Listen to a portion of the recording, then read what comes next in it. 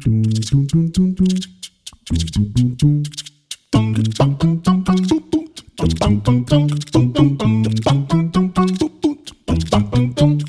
few years back, I also got an opportunity to lead the whole Marvell India team.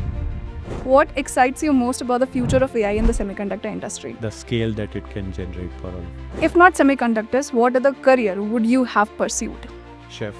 So the demand for such engineers is also increasing now who can integrate AI as well. You will see semiconductor is a cyclic business, right? You will have some times in your career where there will be a lot of projects, a lot of deliverables, and you're busy for months and years. So this is a huge central engineering organization that Marvell has worldwide. In fact, the statistics is that almost more than 20% of the worldwide design engineers are in India. Hi everyone, welcome back to VLSI for all. We are back with yet another podcast in semiconductor industry. I'm Apurva Dikshit, your host for today, and we are honored to welcome our guest, Mr. NAVIN BISHNOI from Marvell Semiconductors. He's the head of India.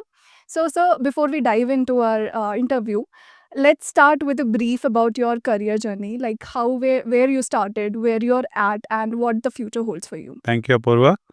My career started in the late 90s. Probably VLSI at that time was just picking up. And I would say is that VLSI happened to me. Okay. When we were in the college, NIT Surathkal, and then in the final year, TI was one of the first company to come in. And we all talk about saying getting a job into the core companies. And everyone told us TI is a electronics company. We didn't understand semiconductor too much around that time. But I sat through the TI interview process, got through that, and that's where my journey started with semiconductor. Okay. When we got into semiconductor, a lot of people thought that it's very tough. There are only few companies, there are only few jobs. But I think the culture that TI has set it up, being the first semiconductor company in India, they did a lot of innovation as well as the people practices, which were the benchmarks in the industry. That was the starting point for many of us who fresh from the college come there and start learning different pieces of semiconductor. Right. I started my career with EDA tool development. Those days, each company had their own internal tools.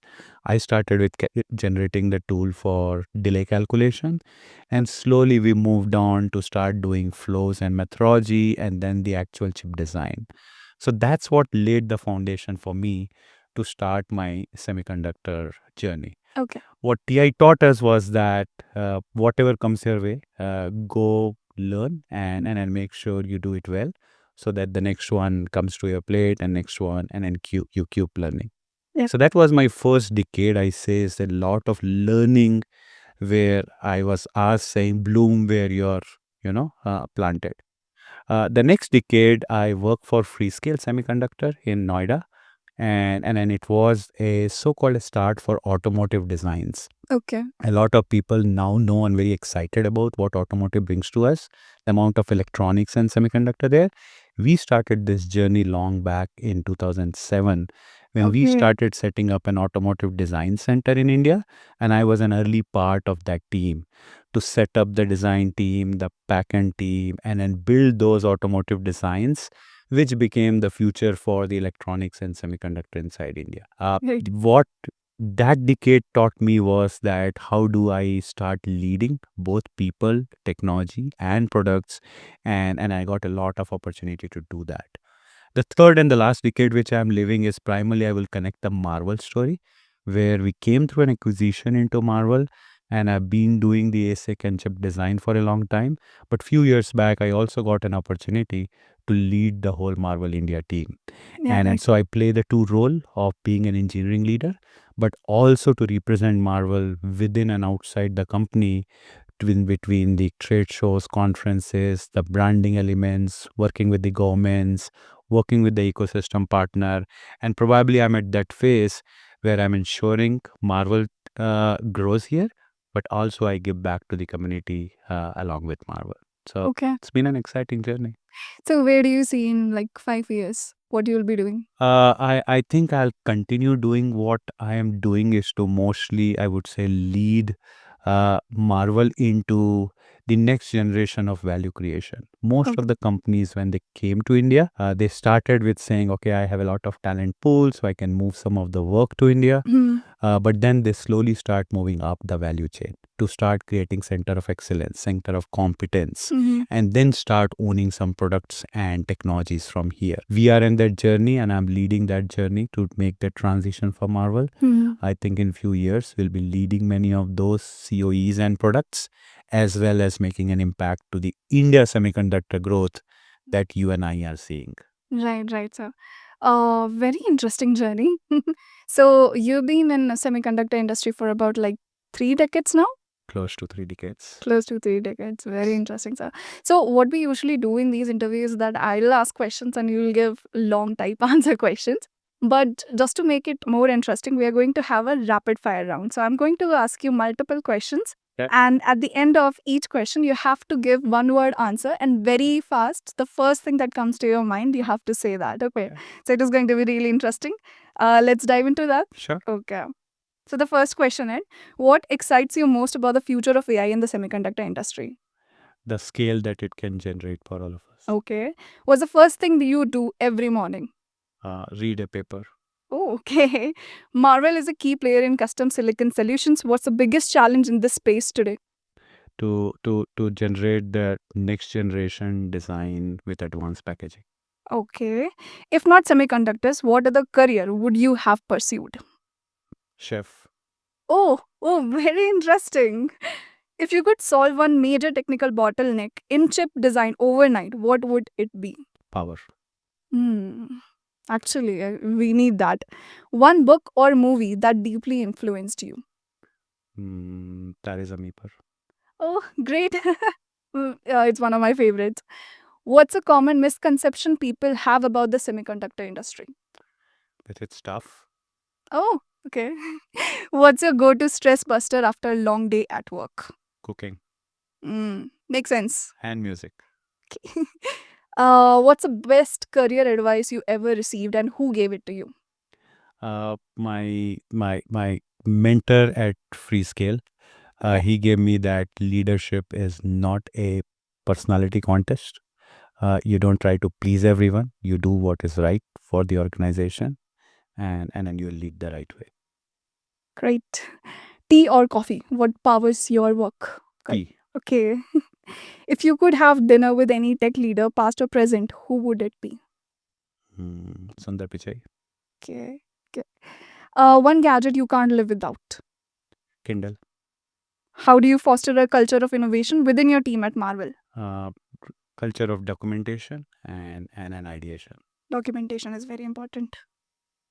What's a hidden talent or hobby of yours that most people don't know about? You cannot say cooking now. I do sing. Okay. If you had 48 hours completely free, how would you spend them? Play a lot of badminton. Read a lot of books. Okay. Great session. We got to know a lot of things about you on personal level as well. It was Okay. fun. Yeah. So, chef, you really like cooking then? The way I will tell you is that me and my wife cook together because that's a me time for both of us. Okay. And then she's the science, I'm the labor. So that's how we enjoy cooking with each other. Okay. Interesting. Yeah, the one who actually loves to cook, they obviously does the more labor. Yes. Yeah. There is a science to it, is what she says, Okay. right? Yeah. And then that's where she excels in putting the science into the real final outcome of cooking. But there's a lot of labor that's required, and then we do it together, and not of them. There is where you shine. Hmm. Okay. So we'll start our interview. Sure. Okay. So the first question, starting from the basics, like from your starting of your career journey, basically from your education. So you graduated from NIT-K. How was your journey? How did you select this particular institution and why electronics? Okay. Yeah. So I have grown up in a city called Bhilai, which is a steel town. Okay. And then just like Kota, Delhi, Patna, and many other cities, that city was known for the so-called as the IIT city. A lot of students, they come and pick up science and then they prepare and go to IIT. And as just like everyone, I was following the herd, and I was preparing also to write an IIT JEE exam and get into one of the IIT. I would say I was very fortunate that when many people go to these coaching classes or tuitions and others, I got to know one of my teacher, I went to a tuition to him, and he was from Kolkata, and he had some of those old books of physics and chemistry that he walked it from the roadside of Kolkata.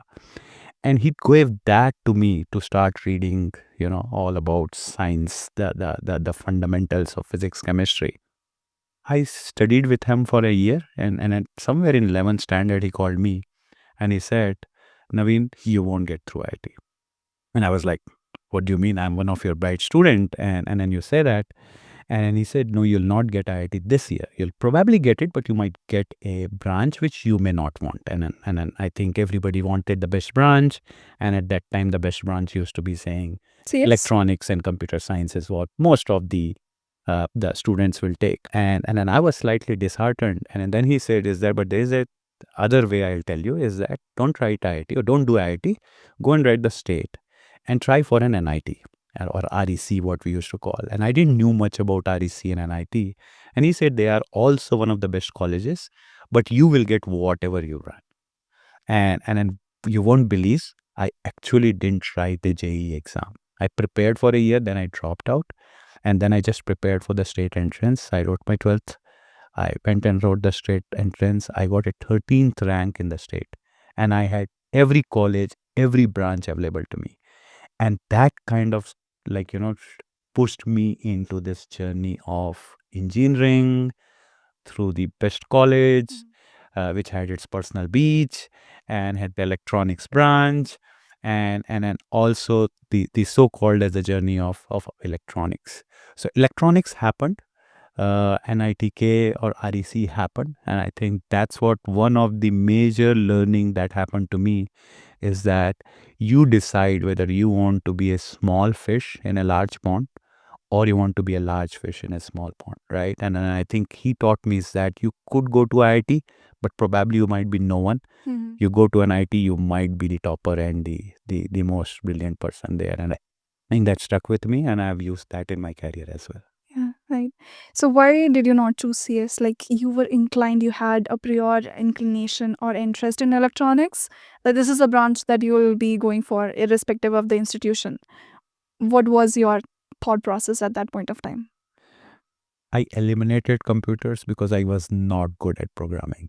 Oh, When I did computer science in 11th and 12th, I realized that while it's fun to start solving problem, but somehow I didn't excel at writing programs and optimizing it. okay. And somehow the circuits and electronics made little more fun to me. And then that got me to electronics. I left Yeah. CS to take electronics. Yeah. Okay, so what inspired you to specialize in ASIC design methodologies? So I think it was more than inspiration. It was what TI was excelling at when TI came in, and then there was a lot of business units that they started between analog, the broadband, the wireless, and ASIC. And then someone picked me from campus and said, "This is the team you will join," and I joined ASIC team. So it happened because of more my mentors. They thought we can fit in here. What became fun was that many of the designs when you go and do in a particular segment, you end up doing a next generation, in which case you're probably building an incremental or sometime a significant innovation on top of what you did last year. Okay. But in an ASIC world, you always started from a so-called as a whiteboard. Every design was different. Every customer was different. It could have different IPs, different design needs, different use cases. And that got really exciting that every design you learn something new to go and implement. So that carried forward. I worked significantly in ASIC TI, and then for last 13 years between IBM and Marvell, I've been doing ASICs as well. So a Yeah. long time for me for ASICs. That actually brings my attention to this thing that you said, no, you got the placement from your institution, and the first team that you joined was doing work on ASIC. Yes. So somewhere I also believe that there's no control of a fresher over what kind of profession or the specialty he's being pushed, they are being pushed to. Yeah. So yeah, so what do you suggest the freshers or the young minds to explore different specialities, different professions, or not just professions like being verification engineer or a designer or doing ASIC, or they should explore more, or they should stick and get expertise in one particular domain. My advice I would be is that, and I'll try to generalize it, that if you are a bachelor students versus master students, if you are a bachelor students, probably have gone through a so-called as a breadth of topics at a very high level, right? In that case, I would just say is that if you are joining a corporate right then, leave it to the senior to figure it out, and then go do whatever they ask you to do. And then as you do, you will mostly fall in love with that. Or if not, you have a choice 3 years, 4 years, 5 years to go and change and do Okay. something different, right? But if you have done a master's, right, where you've spent couple of more years, now you've gone and done a hands-on an RTL or a verification or a backend PD and all of that, Mhm. then you have some knack of saying what does it involve. Whether you are good at conceptualizing an idea and understanding the protocols and convert it into an RTL design, or you can go and verify by creating hundreds of scenarios and go and break that code, or you like to get into a transistors level and do a lot of implementation and then electrical and physical analysis. So I think you start formulating saying what you like, what you understand more, and then probably you have a choice to ask or pursue to go and do that particular field. But what I will also advise is that even after 27 plus years of career, I haven't done everything. I Mm. don't know everything. I'm still learning every day, right? And so you'll have to understand that a VLSI or a chip design, you will not be an expert of everything in 5, 10, 15, 20 years. You will have a lot of opportunities to learn something, be an expert, and then move to another. And probably by the end of your career, you have maybe an expertise of more than one or two functional domains.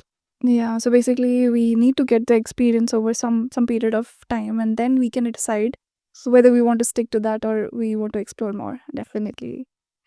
So moving to the next question. So leading Marvel India must come with its own challenges. What has been your approach to aligning with the Marvel growth in data infrastructure domain? Yeah, so I think most of the leaders who play the role of what we call as the country head, right? Hmm. Most of us play a dual role, right? So you run an engineering organization, so you do what you're supposed to do, and then you also go and wear a hat of the whole company rather than my product, my business unit, my function, my domain, something like that, right? I think what has worked for me is probably is that when I go and put that hat on, I look at saying, what does Marvel want to do in India, right?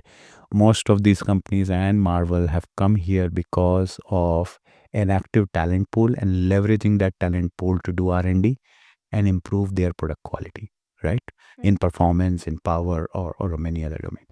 And how do we do that is by enabling the right infrastructure, right? The ED infrastructure, IT infrastructure, all of that. And then the environment to be able to think and ideate and get new ideas for implementation. So what I have also done is to always ensure that we have a culture of collaboration being created, different functional teams which does similar job across business units or product units. Can they come together and discuss the common so-called as best practices or the challenges that they have faced, and accordingly then we can do things faster in both the groups. Similarly, Right. how do we have a culture of documentation and innovation so that we keep on improving what we did last year? A large so-called as uh, in engineering activity involves a lot of data and in steps, simulations, and all of that, right? With the whole advent of AI, a lot of focus is on saying, can I use AI tools in my day-to-day job and then make things better? So also we also do is that encourage that can AI improve the way we do layout or analog design? Can I improve the way I do clock tree synthesis? Yeah. Can AI improve the way I do simulation, and so on? So it's a lot of so-called as horizontal connect that you put together so that different groups can learn and be more faster on that. Okay. As you have brought in the discussion of AI, so this is like one of those generic questions that I always ask, because there's also a fear, but people are excited about how you can utilize the AI into more efficient work in such domains like we are working on. So for ASIC design methodologies, particularly, how do you see AI is benefiting? Any example that you can give, and what do you see for the future, like the advancements in AI which can benefit our industries? Sure, yeah. So in an ASIC design, right, and then you have been a verification engineer, I've been a PD engineer for a long time. The amount of data, the amount of files, like, that you and I handle is significantly, right? Just take a data of most of the chips that we have the processors that we have on our phones, they have billion of transistors. Now, if I have to go this billion of transistors being replicated through hundred of blocks, right, that has to be placed, the floor plan combinations to decide whether a block goes into the northeast or southwest or this side versus that side, Mm-hmm. what talks to each other. We look at block diagram and many other things to come up those floor plans. Imagine you give those input to an AI engine and it can create a hundreds of combination of floor plans, Mm-hmm. right? The block and max. Such models do exist? It does. Okay, It does, right? very interesting. And then you can decide those 100 floor plans, and then it runs quick simulations to figure it out and start rejecting which one is just not making sense from the design constraints that you have. And then so you can come down and say these are 10 good floor plans, and then you can pick up with those 10 floor plan and go and optimize that rather than coming up manually with that Okay, floor plan, okay. right? Yeah. Similarly, there is a lot of, like, if you go into the lower technology node, the number of voltage and process corners, you have heard of PTV corners, right? It's increasing so much for you to do the sign-off analysis. And if you have to do analysis on a circuit which has millions and billions transistors, which has to run across 50 to 70 corners and modes, imagine the amount of simulations and an analysis that you have to do. Now, if you bring in the concept of data science, then you bring in some level of an AI intelligence to figure out saying what makes sense or what can be rejected and can do things faster. That's what we are leveraging. And we are at very early part of it. Yeah. There is a lot of these things that will start coming in to enable so-called as an automation and efficiency improvement for us. And I relate it to something what came in as an EDA tool. Yeah. I have still worked in a place where the EDA tools were more native tools and you Yeah. did lot of things manually. When EDA tools came, a lot of people said, hey, will I have a job? Because EDA tool can push saying like, hey, you have an RTL and you say push a button and you can go RTL to GTS. Heard of that, right? Hmm. Probably. That's what was told. And similarly, when AI has come, somebody says, hey, AI can do the design. Why do we need an engineer? But I survived after EDA came for 25 plus years. And so AI will help us. I think all of us have to adopt to it. If we don't adopt, then yeah, we will not be relevant. But there's lot of areas in each area of design to leverage AI and then make design faster and efficient. So the demand for such engineers is also increasing now who can integrate AI as well. Yes. So learning Python and all these languages and making such models or scripts is very necessary in today's world. And it is, I think, is going to increase exponentially this demand in the Yes. future as well. Yes. Right. Yes. So the next question, ASIC design and methodologies have evolved significantly over the decades, and you have been in industry for 3 decades. So what are some of the key advancements that you have witnessed, including the AI, as you have already answered, but some other advancements that are marvelous? They have contributed a lot into our advancements. If I just pick up from the design side itself, let me pick up two examples, right? We have started building the designs. Now, this design, when they get manufactured and packaged, it needs to be tested, Hmm. right?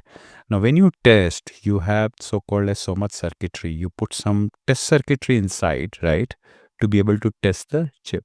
Now, this circuitry used to be considered as an overhead in your design, right? Because it is put only to test the design and it does not add any functional value to a end product or a Right. customer, right?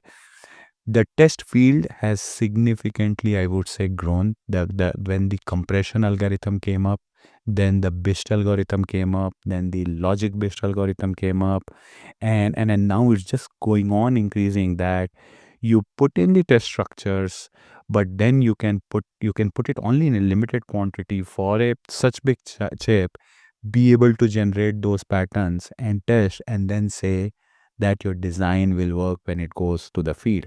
And then you can also have test on the chip that can be done during the life cycle. So on the fly, you can do a BIST engine or some test that you can do in system test, and then validate that the chip is working or fine. Take an example of automotive, right? Yeah. So the whole test methodology that has come in over this thing is a brilliant piece of innovation, and it's continuing to increase because now the chip is divided into multiple chiplets. So your interaction needs to be between two different chiplets and ensure they work in tandem. So the testing is going into the next level with the advanced packaging and the integration that's happened. So that's one, I would say, a very significant innovation that happened. The second one, I would say, is the way we used to do the traditional physical implementation. We used to do mostly is that it was very sequential order. You go do synthesize, you go do placement, you go do clock tree and everything else. What has happened is that most of these, like, the parasitics effect, the clock tree effects, some of the special cells that you add when you do the final optimization, those have been models into the early part of the flow. So that when you do the synthesis, you can actually look at saying what could be the impact when it goes into a layout world and goes through an optimization, and have a better view of whether this design will converge or not. So you don't wait for few weeks to run this cycle and figure it out. Either this synthesis was bad or floor plan was bad. You can actually do a lot of what if analysis right there. Okay. So again, it has enabled a lot of shift left and a what if analysis very early in the design. And in that way, you can decide faster and throw faster if it's a Saves a lot of design. time. It does. Okay. Okay. So yeah, moving on. You have led so many teams, and throughout your career, there you have been in IBM and GlobalFoundries. So, what have you learned from your own experience? Like, what works in a team? How a leader should lead a team? What works and what doesn't? Okay. Yeah. Uh, I I would say I transitioned into a manager and a leader sometime in 2006-7 during the Cadence time frame. And then since then, I've been leading a team in some or the other format, right? What doesn't work many time to start with is in general, whatever you say, when it comes to compensation, and if you don't do this thing, it most of your good employees will start feeling, right, that, hey, you're not doing the right thing for me, you're biased and all of that. But what works most of the time, and the reason I got it is that what works most of the time is that when you focus on career and an outcome and learning rather than compensation. And I say is that compensation is the most probably a outcome of a good career, a good learning, right? If you are learning well, if you are delivering, if you are growing in your career, all compensation, all rewards, and all promotions will keep coming to you, right? So that's one thing that I have focused on, is that I've always said that what can we learn? What can we do more? Right? And that's why when I sit with an employee, while we have a discussion about what we are doing right now, but we always have a session on saying, what can I do more? What can you and I do more? And how do we get ready for something that I want to do next year or year after that? Like we talked about saying that, is verification a good domain, or is a DFT a good domain, or is it PD? A lot of employees, right, who are started their career with PD, and then they say, I want to do timing analysis, power analysis, or verification and something. And I said that, okay, let's say you want to do it. When do you want to do it? 1 year from now, 2 years from now? And then let's start doing, what does it need to get you to that transition, right? What foundation you have to set, what learning you have to do, what some shadow work that you do, so that someday we can switch and move there, right? So having a view of future, what you want to do, and ensuring you take time out to spend time and learn something on that, it always works. And then people stick with you because they're always looking at future rather than the today's problems and issues. which always remains. It doesn't go away. Proper planning is really important, and a clear vision where we stand It, and where we want to go to. it does. It does, because many time, right, you will see semiconductor is a cyclic business, right? You will have some times in your career where there will be a lot of projects, a lot of deliverables, and you're busy for months and years. But then you will have time in your career when you're not that busy.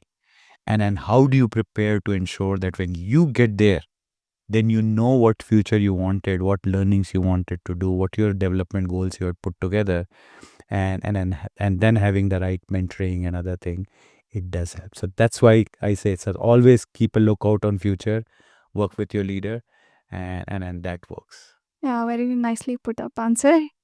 So next question. What role does India play in Marvel's global growth strategy, particularly in central engineering? Marvel, the way it's divided is that we have some of the horizontal organizations, and in central engineering being the biggest one there. And then we have the vertical, which is business units, the product lines, right? They are the Okay. one who finally interact with the customers, get their product deployed, get the feedback, and then put the next generation product requirements, right? The central engineering, think of it as a way is that it's a building block for all your design engineering.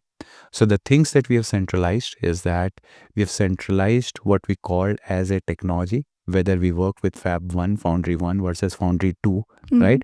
How do we interact with them, get their technology details, and ensure that we have done some level of analysis, performance analysis, and get it ready for the design teams to use. The second level of horizontal or centralization is that lot of all designs use some or the other analog IPs, right? Whether it's a SerDes or an ADC or a DAC or a PLL, you name it, and every design will have it. Yes. Those are very niche skills, and it's better to centralize it and do it centrally, so that same IP can be used by design 1, design 2, and multiple others, and you don't repeat that skills. So we have centralized that. On top of that, we have also centralized what we call as EDA tools and methodology. Now, there are multiple tools across functions from different companies, right? And you need to take these tools, and they have very different recipes when you go and put it on a high performance processor versus a low power networking chip, right? Okay. The recipe to make those EDA tool works is different. Yeah. Right. So always you have the mix of EDA tools and then a so-called as a methodology layer on top of it, so that you can go and play and optimize your design based on design requirements by playing with that. Otherwise, you might be lost with 100 of tools, options, and commands that will be there. And then on top of that, we have centralized the packaging and design engineering also. So this is the huge central engineering organization that Marvell has worldwide, and a significant presence in India. Almost close to half of India engineering team is part of the central engineering to build these layers of centralization of IPs, technology, packaging, methodology, and then the design engineering. So that way, the India plays a key role on and every product that goes out of Marvell. It would have either enabled a technology solution, a key IP that goes there, some of the flows that we develop from here, and a lot of design engineering that gets done from here. Yeah, so one generic question about that itself. Resources, if we talk about India, is definitely one of the top countries which are able to provide, expertise and resources towards this industry. But where do you see India stand in terms of its own semiconductor industry, its own like made in India companies, and what the future holds for it? Okay. I'll just say, and I've learned it hard way, and I've started telling is that we don't call it resources, we still call it people or talent, right? Yes, people is India's strength, right? Because one, we have the best colleges, we have a large talent pool that's coming out, and they are hungry, hardworking, and aspirational to go do these things. Fits very well in the design ecosystem to go do a lot of design from India. In fact, the statistics is that almost more than 20% of the worldwide design engineers are in India. Right. Okay, So yeah. that's how every 1/5 designer in the world is sitting in India. India. Right. So that way we have gained, or I would say created, a lot of expertise in the design over the 4 decades that India has semiconductor ecosystem. The challenge to have an Indian semiconductor company is multiple fold, right? The bigger one, the biggest I would say still is the entry barrier. Okay. To put a semiconductor chip, Mm. and then I might take two extreme examples. The AI chips that we work, which goes into the data center and cloud infrastructure, which runs on the latest technology nodes, has the most advanced packaging, are reticle sized chips and like very high performance. They probably need multiple of $100 million to do the development. That's the R&D effort involved to do that, right? That's tough to do, right? Since that's a huge amount of money to put together and put a chip out and wait for 2-3 years for it to get productionized and get the a commercial value out of it. Similarly, if we get into something which is relatively simpler, and I'm not trivializing something, but it is probably because it's a smaller chip, it's a simpler one functionality, and you can put it in a old node and make it, you still need multiple of $10 million to put that chip together. Yeah. Now, A lot of investment is required. that's a huge investment that you put in advance and wait for 2-3 years. And on top of that, add all the other infrastructure that comes in, the IT infrastructure, ED infrastructure, the talent that you need to hire, the mass cost that you need to put, the IP you have to build, and all of that. So there has been an entry barrier, and that's what was not being crossed for many decades. Yes. But last decade has been good. India has many good success stories of fabless companies. The chips completely designed, built from India, and is being deployed in India and the rest of the world. I would say it's a start. Probably we have maybe 20 plus companies doing that. In next 5 years, I think we'll have 100 companies doing that.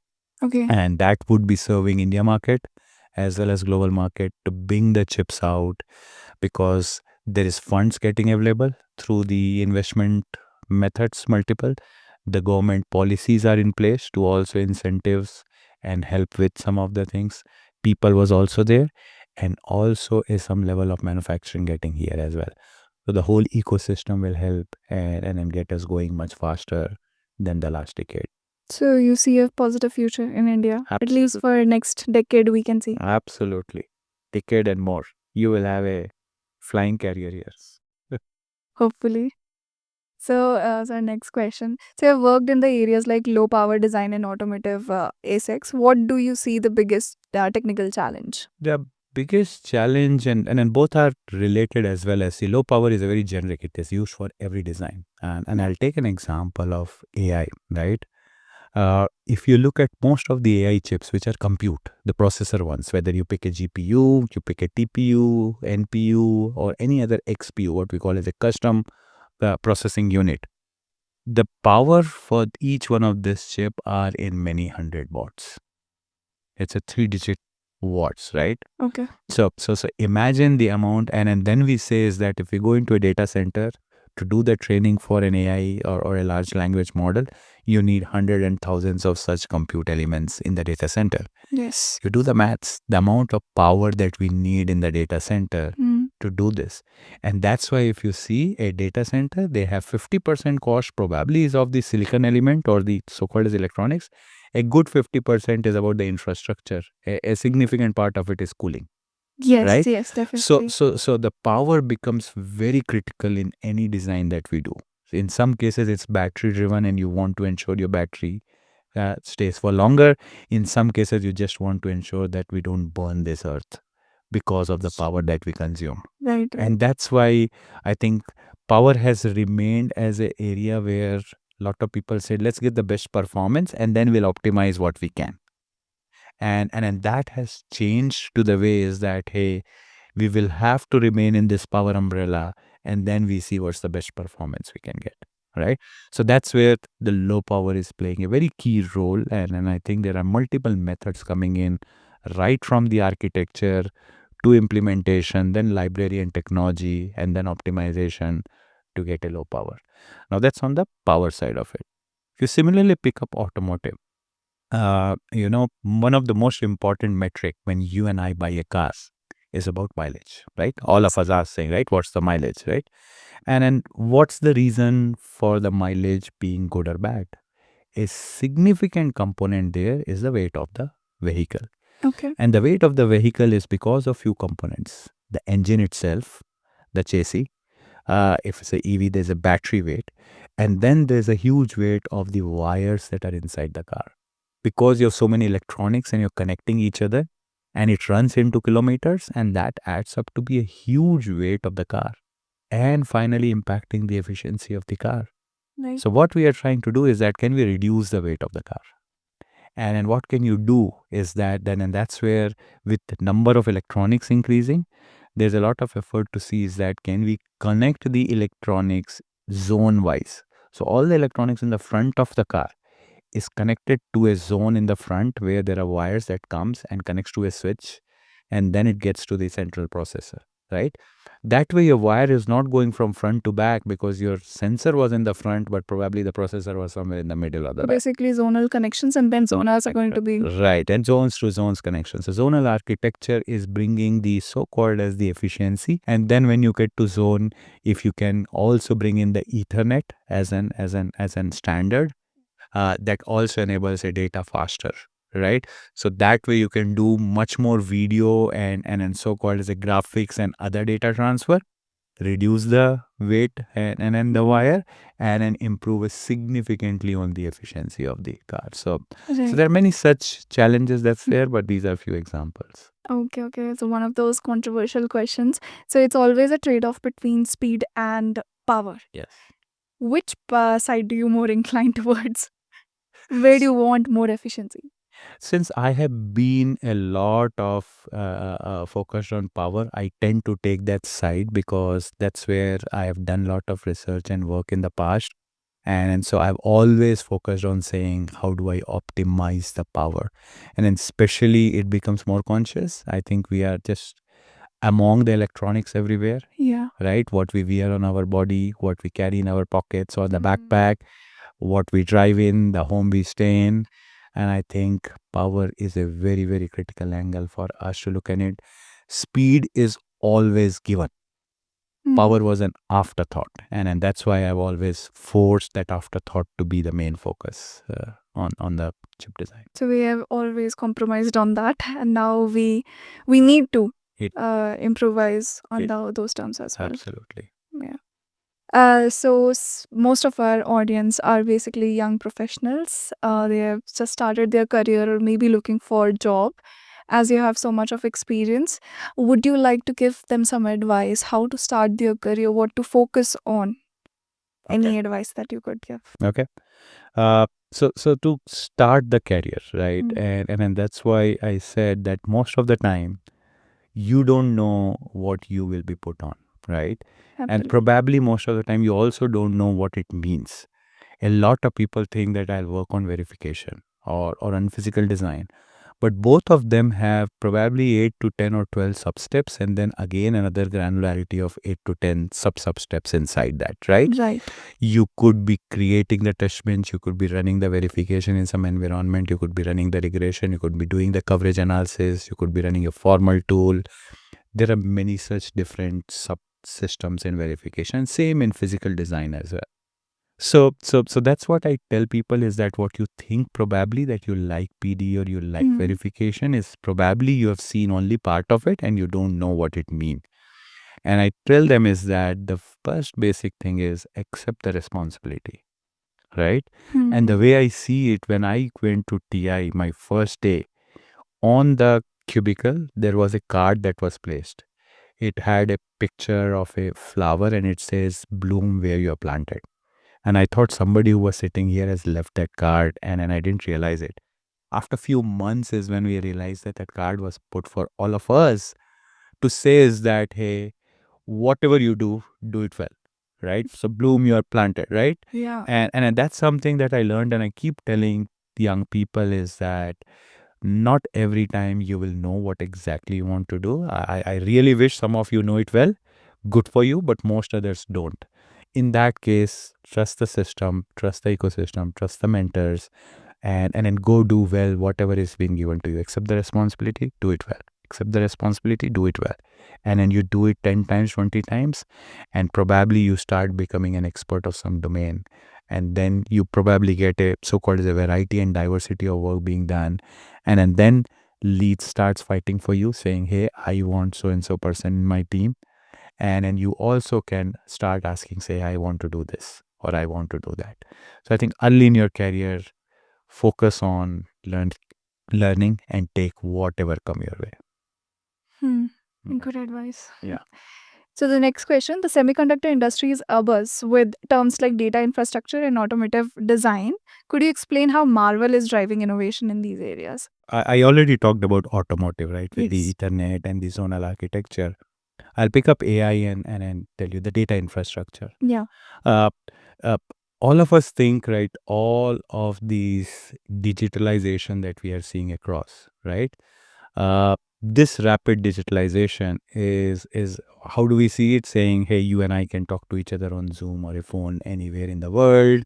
I can go and access anything from my laptop. My cars are becoming smart. Home are becoming smart.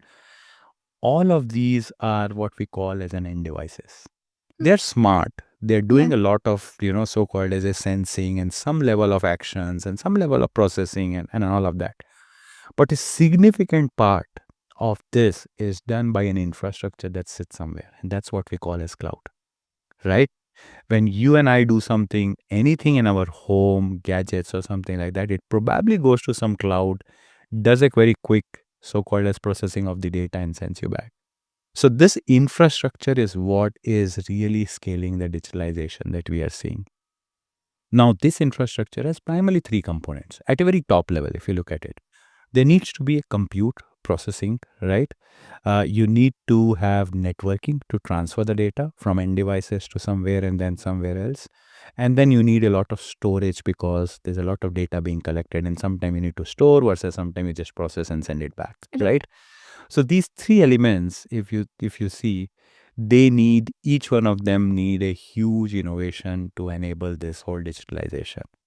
And that's where what is happening is a lot of people thought that AI meant GPU and then GPU means the smart company that we are all very proud of, right? Yeah. The statement is not wrong. It is correct, but it's not complete, right? AI means compute, networking, storage at a top level, right? And probably some security flavor to it as well. And then there are multiple players to do that, right? And then GPU fits in a lot of the workloads as a good processing engine. Yes. But in many other use cases, it may not be the best use case. Our data center gets used for e-commerce, the OTT platforms, the enterprise that we use. A lot of time we use infrastructure and in many other use cases. It's very different. Each one of them have very different workload. And you who have that workload, you have to customize your compute so that you get the best power performance balance there, right? And that's where Marvell brings in a lot of custom compute into the market, into the data center, which is optimized for particular use case and gives a better performance at a much lower power by optimizing the power performance or the power and area under the curve of power and performance. Okay. The second very important part of that is networking. Now, if you look at the compute side of things, they have moved into the TBPS speeds. That's how powerful the compute engines are these days, right? Because there's a lot of innovation that's gone in. But our data is still moving, the networking is still at GBPS. Okay. And then almost 50% of the time your data is moving, actually, is on the network and not on the processing node, right? So imagine you have 50% of the data or of the time the data is moving and Yes. it's not that optimized. Yeah. So it's like you have the best or the most, I would say, powerful car that you have bought and then you place it on the Bangalore streets. You have power, but then you're Yeah. stuck because of the network congestion or the, challenges that you see. So that's very important that how do we solve that networking? And that networking solving is one of the way is to start moving many things into the optics world, because what we could do in electrical, probably over a copper, can be moved into optics through the light and then enabled a faster speed and less power and all of that. Because we are talking about connecting data centers, which could be within the same campus, which could be within the same city, or it could be in two different countries or continents. All Yeah. right. So the networking is a significant innovation that's happening, and Marvell is leading that to bring in a lot of advanced networking components, whether it is interconnects or switch, to ensure that we match networking with the compute power and you get the best out of the data infrastructure. Don't we use optical fibers for these connections? Yes, we do use optical modules and fibers for also. So it used to be between data centers to data centers. It used to be for a long distance, but now the optical connections have come inside the data centers as well because of the speed required. Yeah, right. And coming to the third level? Yeah, so that's the two, and third is the storage, right? Storage. Storage is what, so we don't do memory itself. We partner with the memory companies to do that, but there's a lot of so-called, as when you put an AI engine, there's a lot of high bandwidth memory access that you need, right?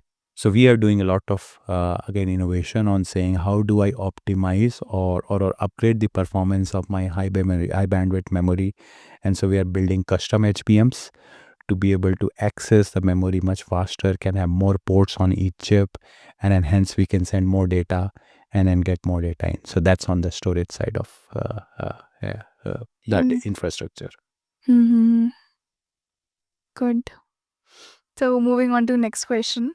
Having worked in R&D roles at companies like Freescale and Cadence, what's your perspective on the integration of EDA tools and design methodologies in modern ASIC projects with respect to R&D? It's kind of a similar question. Yeah, so if you look at it, I'll just simply answer it because we talked about it, right? EDA enables you to do the design, right? You cannot do a million transistors, a billion transistors, simulation, optimization, and all of that from your eyes on a laptop screen, right? And then that's where EDA plays a very key role. A large R&D of EDA is done by the EDA companies, and then incremental R&D happens also in the design companies when we figure out saying, I have a baseline software, how do I optimize it? How do I so-called as map it with my design methodologies, my sign-off criterias, my technology or my fab, and then get the best out of it, right? So there is a lot of R&D that happens between optimizing between what technology is doing and then what EDA can do and then what design needs. And the biggest R&D comes actually is because most of the designs right now have a concurrent development. So there's no more that you will have a 2 nanometer technology which is very stable, and then that will be available for all EDA vendors to ensure that their EDA tool supports all those new advanced nodes, geometries and challenges, and then the design team picks and makes an IP and then the final chip there. Most of these are happening in parallel these days because of the speed with which innovation or product launch is expected. So you do so-called as a concurrent optimization or R&D where your technology is developing, your IP is developing, your EDA tool is developing, and then your design is developing. And then somewhere we so-called as marry these things together and then get the chip out. Yeah. And then that's where there's a lot of focus on can we do it right first time, because if you don't do it right, you are getting into a respin, which means another huge amount of dollars to be spent in respin, and then probably 6, 8, 9, 12 months of another R&D effort to get the chip right. So you would have seen a lot of advancement in this particular area because of 3 decades of experience, right? And the efficiency with which we are working basically. So you have been working on multiple projects also. Can you tell me about like what was the most challenging project or work that you have been through, and what was the most rewarding one? Okay. Yeah, that could be slightly confidential to talk about. Okay. There has been a lot of projects, but I'll pick up something which is probably old, in which case you can understand and a general audience can relate to it, right? Uh, we were doing one of the early automotive designs, and then that time, a lot of time you hear right now about functional safety, the automotive requirements. So there's a lot of infrastructure that has been developed, right? There are standards, There are EDA tools, there are methodologies to use, and then there's verification methods to figure it out whether your design matches with what is the safety requirement for a design. Right. Along with this, the strict requirement of corner voltage or temperature conditions, the power performance optimization, and all of that. So we were doing this design almost 15 years back. And we did, and this is 90 nanometers. So you have 4 metal layers available to do your design, routing, and everything else. And then a lot of time, what you try to do is that as an engineer, you try to make things better. So you try to see is that can I make more transistors? Can I do routing denser? Can I reduce the power? Can I improve this thing? And can I do all of this innovation in one chip so that my chip is the best chip? Right? One of the lessons learned that we saw is that we tried doing this so-called as the best chip, best chip, best chip, and we were so-called as few weeks before the tape out. And then we got to know saying the specs have changed. There's an issue being found and we have to modify the design. When we modified the design, there is additional gates and logics is being added. Yeah. And now since I've optimized the design so much, I cannot fit that new design into the same area and do the same power, performance, or optimization. So what worked as a so-called as a proud moment for the full chip design till the last month, as I'm going to do the best chip and the most complex and the most optimized chip, ended up being my bottleneck to do the chip closure on time. And one of the major learning that we had was that while it's good to do that optimization, but you don't do the complete optimization, because reality is there will be ECOs, there'll be specs change, there'll be new issues found. You need to go and include those in your design. So you Right. kind of make a balance of not being over aggressive in the optimization as well as not being under so-called as a performing and leave a lot of space. That balance is an art. And that's learning that we did. And that chip had a tough time for us to close because of all of those things. When it came out, it worked very well. Finally, the biggest success is that when the chip comes and work. That's Yeah. what gives you. And I've done probably more than 80 or 100 chips. And I think other than the 3 or 4 that I remember that didn't work first time, most others have worked first time, and that gives the most so-called as a pride or So pleasure. the most challenging one is the most rewarding one It is. when it's a success. It is. Right. Next question. So you've been part of significant acquisitions like GlobalFoundries acquiring IBM's microelectronics division. What have been your key takeaway from such transitions? Okay. Yeah. I told you, right? Last 13 years, I've been in the same company, but I've either been sold or acquired. So IBM sold its foundry business, and the ASIC business went along with that to GlobalFoundries. So we became GlobalFoundries. Then GlobalFoundries separated us to a company called Avera. Then Marvell came and acquired us. And then Marvell has acquired 5 companies after I've come in. So I've seen a lot of M&A in the last 12, 13 years, right? Okay. Especially in GlobalFoundries, that's been a very good experience because GlobalFoundries didn't had any presence in India. So the nearest so-called as access for GlobalFoundries engineering team or the corporate office was Singapore. Okay. And around 150 of us from IBM moved to GlobalFoundries with support from Singapore, and then we were setting everything up. That kind of gave me some level of a startup feeling. I've never worked in startup. I've always worked in a more corporate setup. But that was a startup where we didn't have the policies. Some ACs didn't work and people didn't know what needs to be done. Is the IT enabled? Do we have the payroll being set up and it's happening on time? How do we enable different, all kind of things we were doing as part of our work. While it was not everything was engineering, right? Yeah. But it did give a perspective of what it takes to set up a center or an organization. A lot more we can learn also because everything has to be done from scratch. Agree, right? But it also gave, I would say, the strongest level of bonding that we had because we were all doing it together, many of those things. And we decided that, hey, whether the fun activity is a sports activity or a cultural activity, whether the HR policy is this versus that, right? Whether the sitting arrangements would be something like this or something like that. All decisions you take, and you own those decisions. And so you have a lot of bonding, you have a lot of learning. And that probably helped me when I took this role of the country head, because I've done so-called some of those administrative role to be able to replicate some of those things or leverage those things when I start playing this role.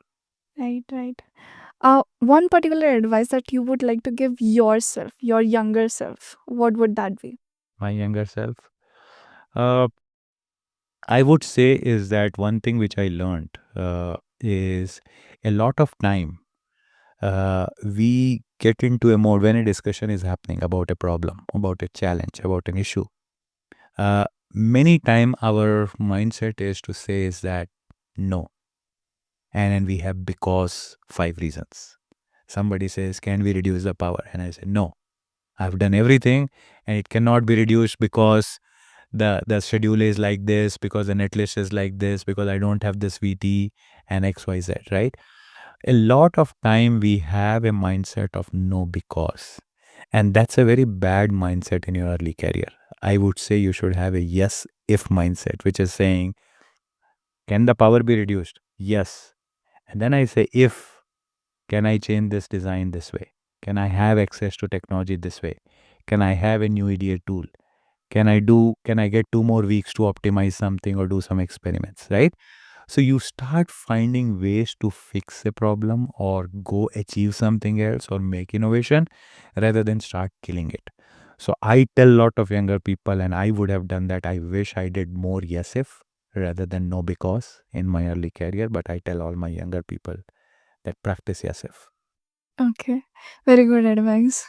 Because whenever you're going to accept any challenge, you have to work on it, you have to find a way, and in that manner you only develop and you only get more expertise in that Correct. domain. Correct. It's the mindset. What do you say yourself? Saying yes, and then you say if, right? And that's where the problem solving starts. Right. So moving on to next question. On a lighter note, if not in the semiconductor space, I think you have already answered this. Where else could we found Naveen Bishnoi building his career?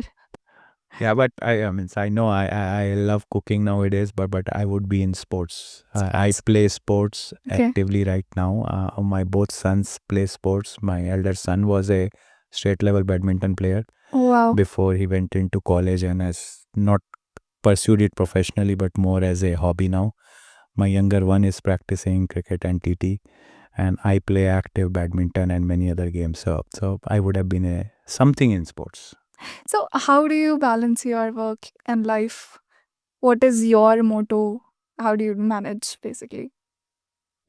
I think a lot of people misunderstand work-life balance. I don't know what it means, and I've asked people, what does it mean? Does it mean that you should have this many hours of work and this many hours of non-work? Mm. Does it mean the work and then life is mixed together, that you're doing some work, then life, then work, then life? And there are multiple examples. Uh, I ensure that I spend time on what I like, right? For an example, I am not a TV fan or have no subscription of any OTT platform. I do not, I feel that watching TV is a waste of time for me. If Hmm. I get time, then I would go sit and learn something or do something, right? So the way I structure it is that whenever I get time, I go and utilize it to do something new, right? And there are a lot of things that has happened in the past. I go very early to office. I am in office at 7:30 a.m. every day. So that way I have 1.5 hours for myself to read, to go do what I want to do ideate something, maybe prepare for the day and all of that. But then over the day, I also, because of this yes if attitude and also the intent to go do make the ecosystem better, I sign up for a lot of things. Some examples is that 10 years back, we realized that the design ecosystem is so big in India, and there were a lot of designers. Hmm. But all of this design or chip, when we manufacture, they needs to be tested, and we Hmm. didn't have test ecosystem. So me, along with couple of others, we started thinking is that what's the test ecosystem? Now, couple of companies had test infrastructure. They had some of the test skills and engineers in there, but it was very few. So we came together saying, how do we bring a test engineering and the test mindset in the VLSI part of it, right? And we created a council called STTTC 10 years back. We founded it. And as part of that, we started 3 initiatives. We said every year we'll do an event so that we bring everyone together to one, celebrate what we have achieved, as well as learn what others are doing and acknowledge what more needs to be done. Then we said we also need to go and do education. So we need to enable a lot of awareness and understanding of what a VLSI testing means, what does reliability means, and how do you plug in the test skills along with the VLSI design part of it. And then the third one we started saying is that how do we create an ecosystem of test so that it's not just design but test, the instruments and equipments that involved, the manufacturing awareness knowledge, some of the post test engineering skills and all of that. So we focused on those three, and over the last 10 years we have trained, I would say, more than 5,000 engineers in test side of things, which are working in multiple companies through these events or education or the ecosystem improvement.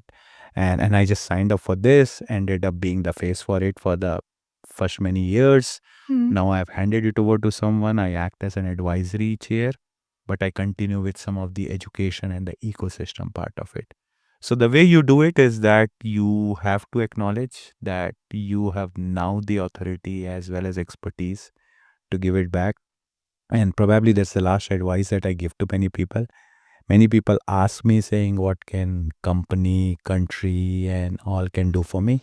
I tell them that, hey, ask saying, what can you do for the company or the country? And I think the day you start answering that question, I think the company, country, and everything else will start doing many things for you. So that works all the time. Okay, actually, people see work-life balance as in like if you're back at home, you're not doing work anymore. It's like Yeah. that. Yeah. So how do you find time? Do you like what is also your take on 90-hour work week? I am a workaholic. I do work a lot. I do work 6 days. Saturday is working with some or the other, may not be the regular office work, but a lot of ecosystem work that I've signed up for, and sometimes the spillover from the week. Most of us live in a world where we have global teams. So you have calls in the evening and early morning. So you have to do all of those things, right? Right. I think that's where I have adjusted that I will not waste my time in the morning in the commute and I leave early. And I am in office at 7:30 in 15 minutes. So I didn't waste that 15 minutes or 40, which could be 45 minutes, 1 hour, 1.5 hours Yeah. if I leave at 9 a.m. Right? Versus this. So when I save that time and similarly return commute, I realize that how do I make it less so-called as troublesome for me is when I start picking up calls or start calling the missed calls that I have during the day. So I've started optimizing a lot of things with multitasking and putting those things together. But I also, when I come home for a couple of hours, I just keep the laptop and mobile away and ensure that I spend time with family, do what I like to do, music, cooking, play with my son if he wants to still play with me, right? And and then get back to my work, right? Whenever I mean, my family makes fun of me saying like if we are not talking to you and if you're not something, you'll go back and sit on your laptop again, right? Yeah. So I do like to work. I do feel till my body is working, I would maybe make best use of it, have a bigger impact to the ecosystem, and then sometime I'll have to slow down. I'll do that, and probably then I'll balance the hours. Okay. Okay. So that brings us to the last question. And the question is, what do you feel about the VLSI for All channel? What the work that they are doing? Anything that you can say about that?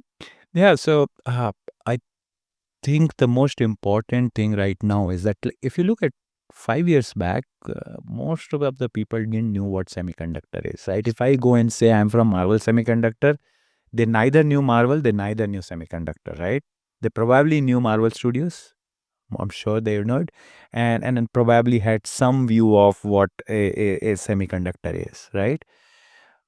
Post COVID, because of multiple things happened, suddenly there was chip shortage, and everybody understands. So I say is that hey, we are the superheroes of the semiconductor, right? Not from the same Marvel Studios, but from the other one, right? Yes. But the more I realize it, that the awareness about semiconductor, about VLSI, about the overall ecosystem that this field brings, all the smart things that's happening around, all the efficiency improvement, everything has an electronics and in actually background a VLSI to that, right? Right.